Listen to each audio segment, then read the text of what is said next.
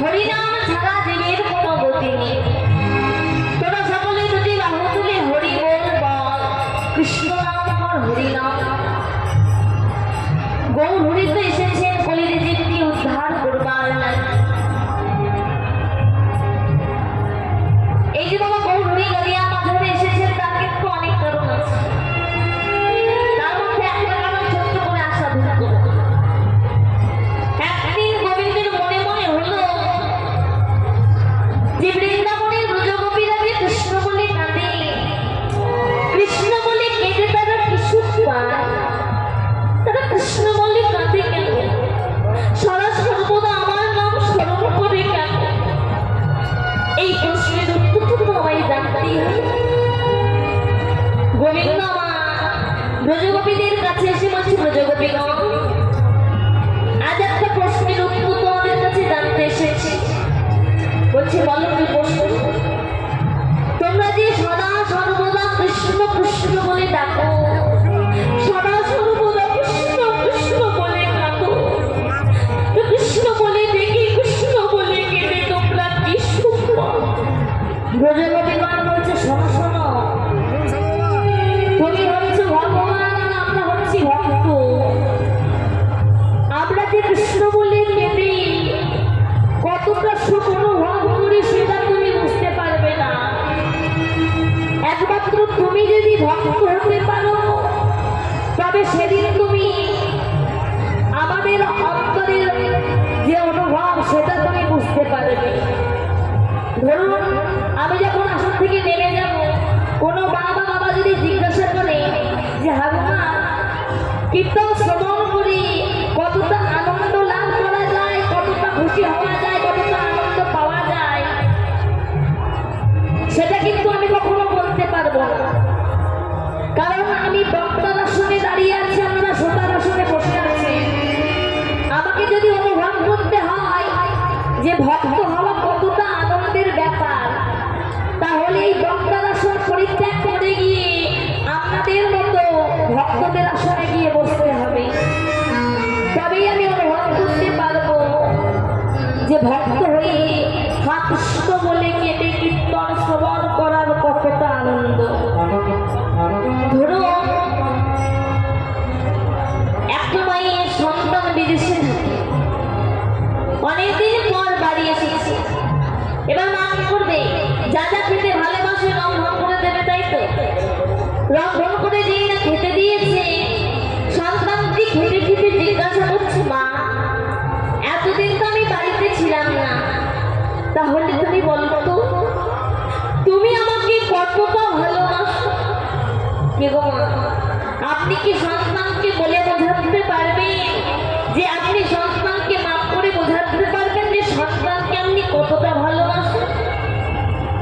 তখন আপনি এটাই বলবেন, ওরে আজকে তুই বুঝতে পারবি না পিতা মাতার ভালোবাসাটা কেমন, পিতা মাতার স্নেহটা কেমন। যেদিন তুই পিতা হবি সেই দিন তুই বুঝতে পারবি যে পিতা মাতার ভালোবাসাটা কেমন, পিতা মাতার স্নেহটা কেমন। এখন সন্তান থাকাকালীন তুই বুঝতে পারবি। তেমনি ব্রজগোপীগণ বলছে, হে গোবিন্দ, তোমাকে যদি জানতে হয় যে তোমার ভক্তরা কৃষ্ণ বলে কেঁদে কি সুখ পায়, তাহলে তোমাকে আগে ওই ভগবানের আসন পরিত্যাগ করে তোমাকে আগে ভক্ত হতে হবে। আর তুমি যদি ভক্ত হতে পারো তবে বুঝতে পারবে ভক্তের ভক্তি রস। গোবিন্দ বলে তোমাকে ভক্ত হতে হবে। গোবিন্দ কাঁদতে কাঁদতে বলছে, ব্রজগোপী আমি ভক্ত হব কেমন করে, তোমরা আমায় বলে দাও। বলছে, ভক্ত হওয়া কি এত সহজ ব্যাপার? ভক্ত হতে গেলে আগে ভক্তের পদধূলি তোমাকে অঙ্গে মানতে হবে। আর তুমি যদি ভক্তের পদধূলি অঙ্গে মানতে পারো তবে তুমি ভক্ত হতে পারবে। গোবিন্দ কোনো উপায় দেখতে পেলে সারা বৃন্দাবন খোঁজ করতে শুরু করলে যে এমন একজন ভক্তির চরণের ধুলি আমাকে ভাবতে হবে যেন আমি ভক্ত হতে পারি। সারা বৃন্দাবন খুঁজলে খুঁজে ভক্ত, সে হলো রাধা ঠাকুরা। যেই না রাধারানীর কথা মনে পড়েছে, ছুটে গিয়ে রাধারানীর চরণ ধরে বলছে, রাধে ও রাধে, রাধে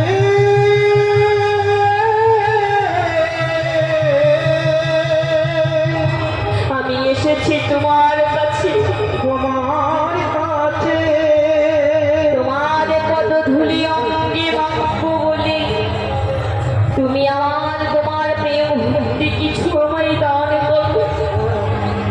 নয়নের জলে ভাসতে ভাসতে ভক্তের কত ধুলি অঙ্গে মেখে বলছে, রাধে গো আজ আমি তোমায় কথা দিলাম, আমি যখন নদিয়ায় যাব তখন যাব গৌর হয়ে, তবে আমি একা যাব না, তোমাকে সঙ্গে করে নিয়ে যাব সেই নদিয়া মাঝুরিদায় গৌর হরে বলে। হরিব তাই এলেন সেই রাধা কৃষ্ণের মিলিত তনু হল গোড়া, দুজনে এলেন একসাথে।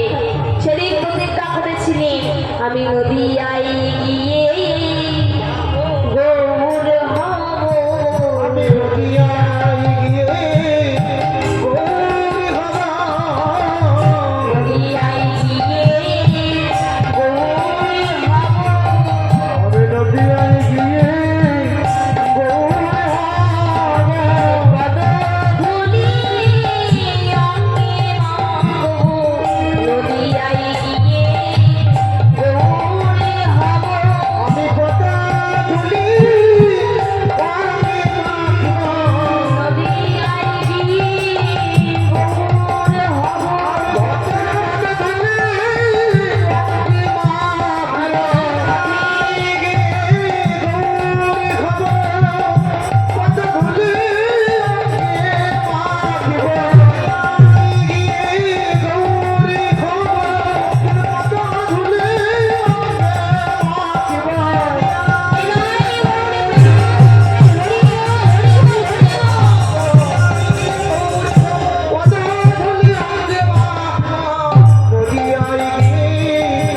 গৌর হব। আমি কথা দিলাম নদিয়ায় গিয়ে গৌর হব, তাই গৌর হয়ে গেলে নদিয়ার ভাগ্যা সচিগল্প সিন্ধু ভেদ করে গৌর হরি এসেছিলেন নদিয়া মাছ। আজ গৌর হরি মধ্যাহ্নকালে ভক্তগণকে সঙ্গে লইয়ে হরিনাম গাইতে গাইতে যখন চলে আসে, মহাজন গৌর হরিকে দর্শন করে বললেন, আজও কি নবদ্বীপ চন্দ্র, চন্দ্র শব্দের অর্থ হলো চাঁদ। তাহলে বলুন তো, দিনের বেলায় কখনো চাঁদ দেখা যায়? কি গো ভক্তবৃন্দ, দিনের বেলায় আকাশে কি হয়?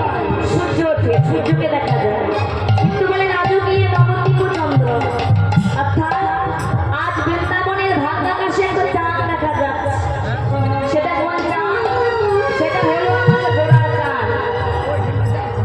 বললেন এটা হলো